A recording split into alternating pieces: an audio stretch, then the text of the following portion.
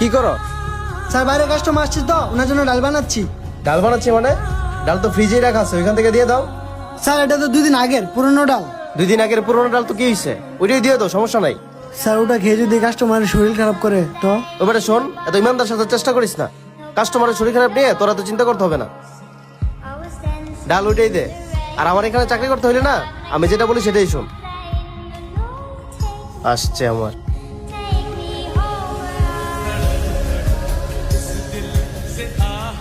এই নেন স্যার আপনার খাবারটা।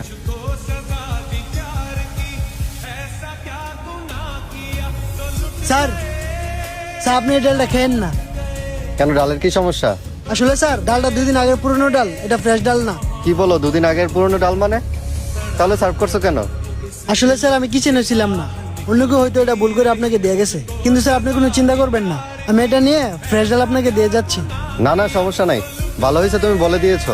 আমার আজকে এমনিতে একটু তাড়া আছে, আমি আরেকদিন আসবো না। কিন্তু স্যার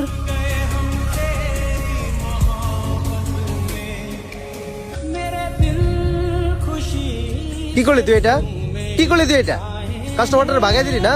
তোর কি দরকার ছিল এটা বলার? এমন করে খরচা উঠাবো আমি রেস্টুরেন্টের? বল, তুই বল। ভাই তুই না একটা কাজ কর, তুই আমার রেস্টুরেন্ট থেকে চলে যা। আমার এমন লোকের দরকার নাই যে আমার রেস্টুরেন্টে লস করে। কিন্তু স্যার ভাই বললে তো দিছি আমি, তুই এখন যা। তুই মাস শেষে আসিস, তোর বেতন আমি ক্লিয়ার করে দিব। এখন যা। রেস্টুরেন্টটা কি আপনার? হ্যাঁ স্যার, রেস্টুরেন্ট আমারই। কি খাবেন স্যার আপনি বলেন, আমি এখনই রেডি করে দিচ্ছি। না, আজ কিছু খাবো না, আসছে একটা কাজে। কি কাজ স্যার? ফুড অফিসার মোহাম্মদ শরীফ, অনেক কমপ্লেন আসছে আপনাদের রেস্টুরেন্টের নামে। কি বলেন স্যার? কিন্তু আমরা তো কাস্টমারদেরকে ভালো খাবারই সার্ভ করি।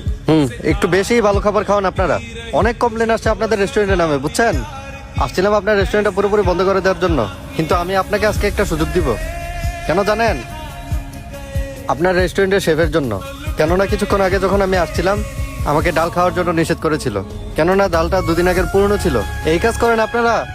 এভাবেই ব্যবসা করেন? Sorry sir. উনি কোথায়? স্যার উনি তো চলে গেছে, ওনার তো শিফট শেষ, এই জন্য উনি চলে গেছে। আচ্ছা, সমস্যা নাই।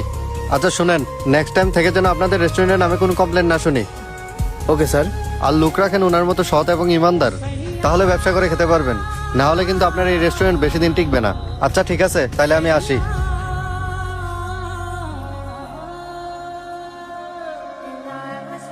ইমন, জি স্যার। এদিকে আসো। স্যার একটু আসতেছি। জি স্যার। ইমন, আমাদের যে শেফ, ওনার অ্যাড্রেস জানো তুমি? জি না স্যার, ফুল অ্যাড্রেস তো জানি না, কোন এলাকায় থাকে এটা জানি।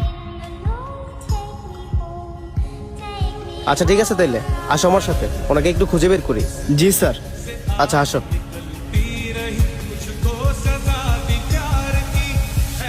আরে স্যার আপনি? তুমি এইখানেই থাকো? অনেক খোঁজাখুঁজির পর পেলাম তোমার বাসা, আর তোমার ফোনটাও সুইচ অফ দেখাচ্ছে। হ্যাঁ স্যার, ফোনটাও সুইচ অফ হয়ে গেছিল, মাত্রই চার্জে বসালাম। ও আচ্ছা। আচ্ছা ভাই, তোমাকে না একটা কথা বলার জন্য আসছি। তুমি ভাই কালকে থেকে আবার আমার রেস্টুরেন্টে জয়েন করো।